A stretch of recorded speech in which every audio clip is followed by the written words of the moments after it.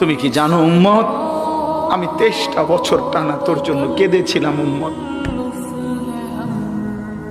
আমি এমন কাঁদা কাঁদছি রে উম্মত তোদের জন্য।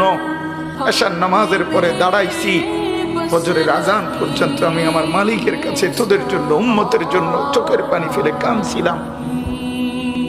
আমার এত চোখের পানি তোর দিল গলাইতে পারলো না।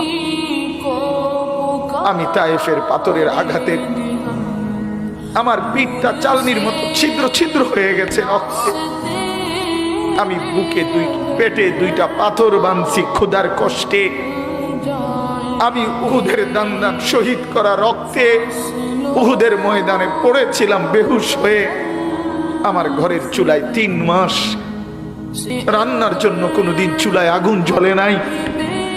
আমার এত চোখের পানি, এত রক্ত, এত ক্ষুধার কষ্ট, কিছুই তোর মন গলাইতে পারলো না, তোরে সেজদা দিতে পারলো না।